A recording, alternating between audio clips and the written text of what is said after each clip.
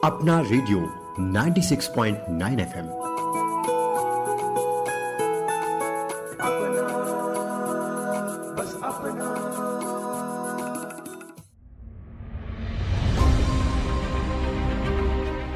नमस्कार, आप सुन रहे हैं अपना रेडियो 96.9 एफएम का विशेष कार्यक्रम जनजाति गौरव, जिसकी प्रेरणा संस्कृति मंत्रालय भारत सरकार, इंदिरा गांधी राष्ट्रीय कला केंद्र और अखिल भारतीय वनवासी कल्याण आश्रम के सामूहिक प्रयासों से तैयार की गई पुस्तक जनजाति गौरव से ली गई है। इस पुस्तक के लेखक हैं श्री सच्चिदानंद जोशी और श्री सत्येंद्र सिंह।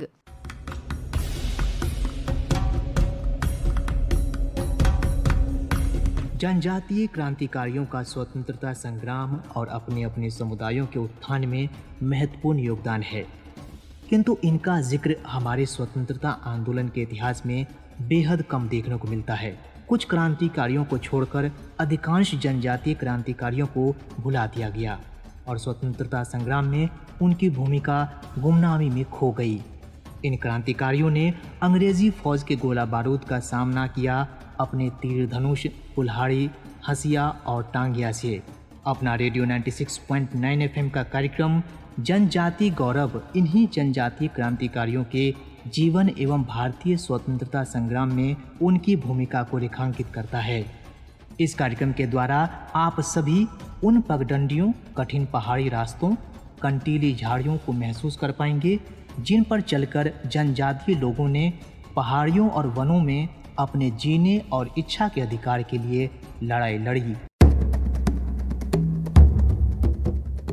दोस्तों, मैं हूं कविता शर्मा। आज आप जिस वीर बलिदानी जनजाति गौरव की कथा सुनेंगे वो है नाग्या महादू कातकरी। भारत को आजाद कराने में अनेक वीरों ने अपने प्राण न्यौछावर किए हैं। जंगल, गिरिवनों में रहने वाली जनजातियों के कई युवक और युवतियों का बलिदान आज भी प्रेरक है। स्वाधीनता के अमर बलिदानियों में से एक है कातकरी समाज के शहीद नाग्या महादू कातकरी। उन्होंने जनजातियों के स्वत्व और स्वाभिमान की रक्षा के लिए 25 सितंबर 1930 को चिरनेर जंगल सत्याग्रह में भाग लिया। अंग्रेजी पुलिस के दमन चक्र में नाग्या घायल हुए और शहीद हो गए।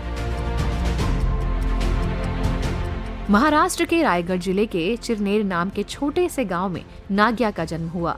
वे कातकरी समाज से थे। पिता का नाम महादू और माता का नाम जाखीबाई था। इनके 2 भाई बहन थे। कातकरी समाज के रीति रिवाजों के अनुसार कम आयु में उनकी शादी हो गई। महात्मा गांधी के आह्वान पर देश भर में महाराष्ट्र के कुलाबा जिले के पनवेल के पास जंगल सत्याग्रह हुआ। 25 सितंबर 1930 ये तारीख निश्चित की गई। पनवेल के तत्कालीन कांग्रेस के युवा कमेटी के अध्यक्ष श्री प्रभाकर गुप्ते ने अपने अन्य सहकारियों के साथ चिरनेर और उसके आस पड़ोस की बस्तियों में छोटी सभाएं लेकर लोगों को समझाया कि अंग्रेज सरकार अत्याचार कर रही है, आपका हक छीन रही है। नहीं रखनी, नहीं रखनी, ये जालिम सरकार नहीं रखनी। इस तरह के प्रेरक आह्वान से लोगों का स्वाभिमान जागृत किया।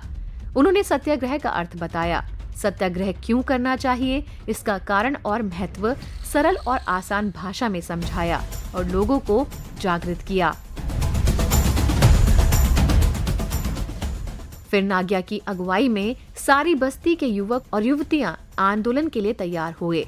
25 सितंबर चिरनेर से 3 किलोमीटर पर आक्काबाई नामक स्थान पर हजारों की संख्या में स्त्री पुरुष एकत्रित होने लगे। पेड़ काटने के लिए नाग्या और अन्य दोस्तों ने छोटी कुल्हाड़ियां पास रखी थी। सब वंदे मातरम का उद्घोष करने लगे। आंखों के सामने वनों को कटते देख पाटिल इंस्पेक्टर बहुत क्रोधित हुआ। पुलिस की तरफ से गोलियां चल गईं और अफरा तफरी मच गई। कई लोग घायल हुए।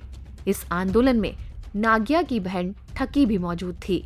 पिताजी महादू भी आ पहुंचे। घायल स्थिति में नाग्या को सहारा देकर घर ले गए। कई जख्मियों को पनवेल के अस्पताल में पहुंचाया गया। वहां उनका इलाज होने लगा। नाग्या के पिता महादू सरकारी लोगों का काम करते थे। उन्होंने डर से नाग्या का पता छिपाया। उन्हें डर था कि पुलिस नाग्या को पकड़ लेगी। नाग्या को दवाइयों की जरूरत थी। बिना इलाज के और भूख के कारण नाग्या ने तड़प तड़प कर आखिरी सांस ली। बस्ती ने नाग्या का प्रिय गीत लेंगे स्वराज्य लेंगे गाते गाते उसे अंतिम विदाई दी। नाग्या भारत की स्वतंत्रता के लिए शहीद हो गए। वनवासी कल्याण आश्रम के कार्यकर्ताओं ने कातकरी समाज की भावनाओं का सम्मान करते हुए 25 सितंबर को चिरनेर में नाग्या का पूर्णाकृति प्रतिमा सहित भव्य स्मारक बनाया। 20 साल की उम्र में किए गए नाग्या के बलिदान को शत शत नमन। अपना रेडियो 96.9 FM पर अभी आप सुन रहे थे विशेष कार्यक्रम जनजाति गौरव। आज आपने सुनी नाग्या महादो कातकरी के अदम्य शौर्य और सर्वोच्च बलिदान की गौरव गाथा। इसकी प्रेरणा संस्कृति मंत्रालय, भारत सरकार, इंदिरा गांधी राष्ट्रीय कला केंद्र और अखिल भारतीय वनवासी कल्याण आश्रम के सामूहिक प्रयासों से तैयार की गई पुस्तक जनजाति गौरव से ली गई है।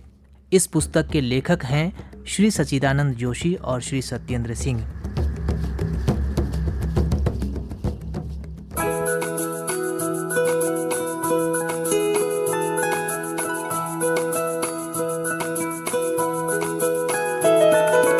मेरी ख्वाहिशें, मेरे अरमान, मेरा बस यही सपना, जिंदगी में हर कोई समझे हम सफर मुझे अपना, अपना बस अपना।